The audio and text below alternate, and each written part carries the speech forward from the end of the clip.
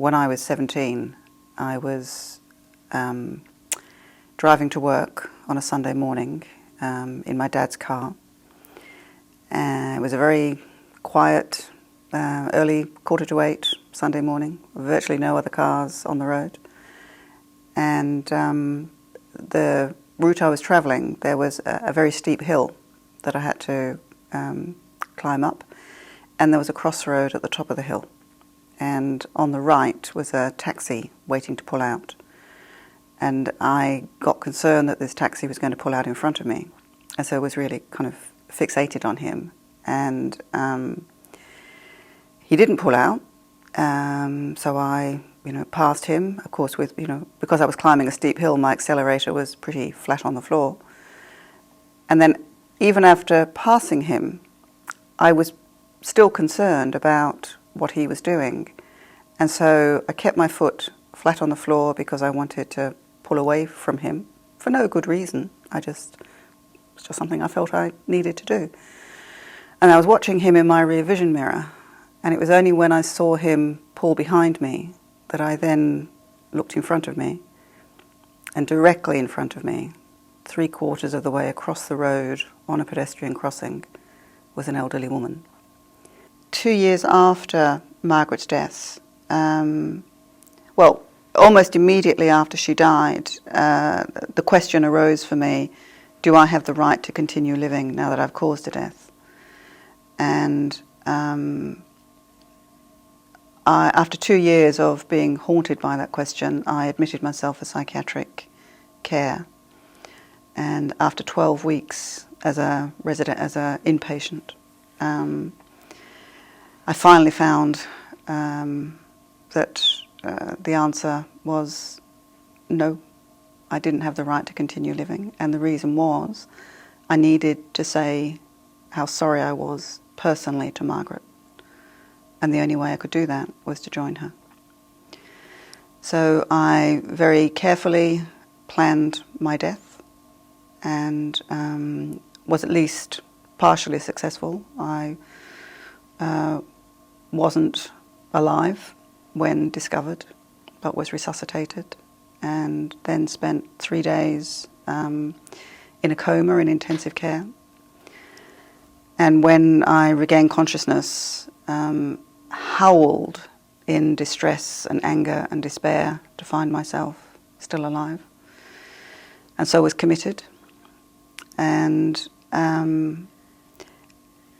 after 2 weeks on a locked ward, I came to the realization that if I was going to get out of there, I had to play the game. I had to learn to play by their rules, which said, pretend it didn't happen, pretend everything is okay, keep your mouth shut and just get on with life. And I somehow convinced them that I could do that. And then the next big, and then for the next 20 years, I tried to play that game. I tried to keep quiet and pretend everything was okay. I never spoke about it. And then a turning point came when my daughter was about 5, and I was doing a creative visualization exercise where in this process you could learn to wipe away any part of your life that you didn't want to be there.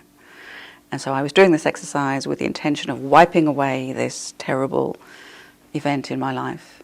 And in the process of doing it, I realized that if I wiped away that, I would have to wipe away everything that had happened in the time between. And that meant wiping away this beautiful daughter that I now had. And in that moment, I knew that I had to take hold of it. I had to embrace it. I had to say, I am who I am. I live the life that I live now because of that. Not holding that as something horrible in my life, but in fact something important in my life. And then the next big change really happened when my daughter was 14.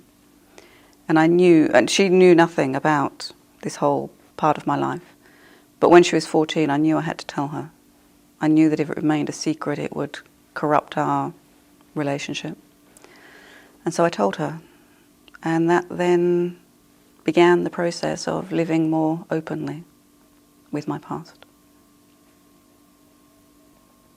I think the moment when I realised I could forgive myself was my daughter's response, or rather my daughter's very matter-of-fact acceptance of what had happened. It wasn't an especially big deal for her. What was a big deal for her was that I had attempted suicide. And for a couple of years afterwards, she remained, she was very nervous that I might have this suicidal tendency that she'd been unaware of. And she kept watching me, to see that that I wasn't going to, to make that choice again. But the accident itself was something she was very able to immediately forgive. And that was really when I started to ask myself, am I ready to forgive myself for this? And one of the, I was able to recognize that Margaret's death had given me the gift of realizing that life is sacred. All life is sacred.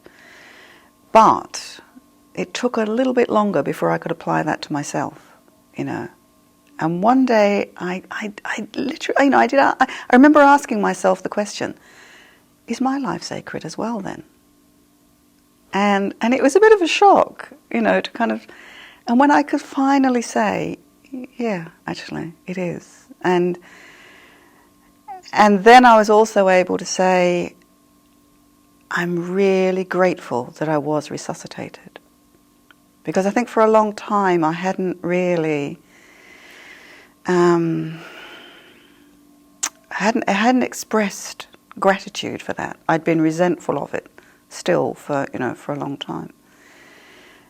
And then the next step was, can I forgive myself for causing such a violent death to an innocent person? And it's still, even now when I speak the words, my throat is tightening. It's physically there is a raging resistance to saying the words. Yes, I can and I do forgive myself for making that mistake.